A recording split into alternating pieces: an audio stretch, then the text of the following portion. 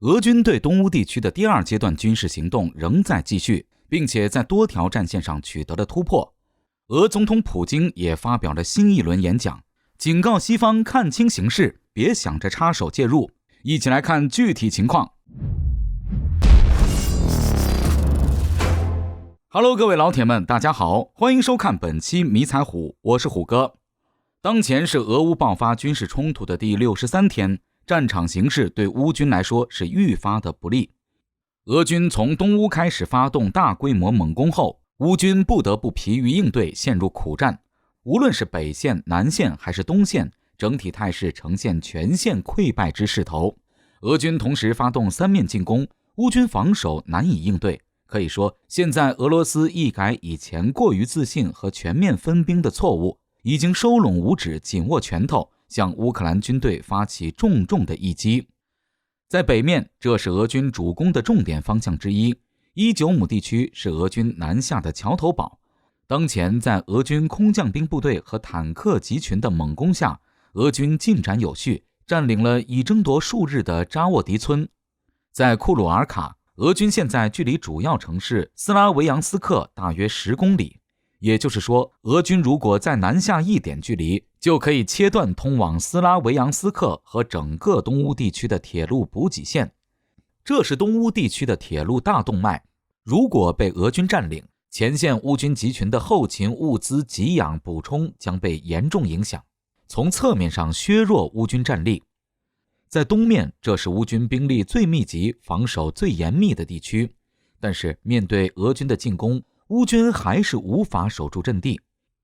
伊久姆以东，俄军已经冲到了亚姆比尔一线，马上就要冲过北顿涅茨河了。乌军压力山大，现在能够做的就是在尽可能保证兵力的情况下，且战且退了。毕竟在俄军全面的大规模攻势下，如果乌军贸然出动装甲部队和俄军硬碰硬正面较量，那绝对死得很惨。此前哈尔科夫的乌军93机械化旅下属一个装甲营和步兵集群就企图出城反击俄军，但是在野战中被俄军杀得片甲不留，失去了城市作为掩护后，根本不是俄军的对手。损失30多辆坦克装甲车后，被俄军一路杀到了城下。可以说，乌军现在犯了俄军原来的错误，轻敌加冒进，很是丢人现眼。在南线，俄军在3个地段均取得了一定的进展，接连拿下了数个据点，但是其战果自然是没有北线和东线显著。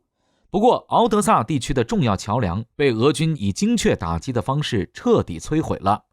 这将对敖德萨地区乌军的快速机动部署造成负面影响。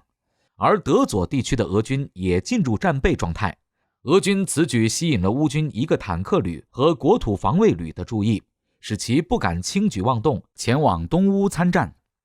总体来讲，乌军在各条战线上疲于应对，面对俄军一系列的组合拳打击下，失去了大片领土。如果再这样打下去，无法破局的话，虎哥认为东乌的乌军被俄军包围的可能性极大。一旦东乌的乌军被包围，乌克兰政府将陷入极大的被动之中，基本上和战败无异。因此在这种情况下，乌军采取的反制办法是2种。第一种，通过直接打击俄罗斯本土的方法，迫使俄军转移注意力或者分兵。这几天，乌军在别尔哥罗德、沃罗涅日、库尔斯克等靠近乌克兰的边境城市连续发动导弹和无人机袭击，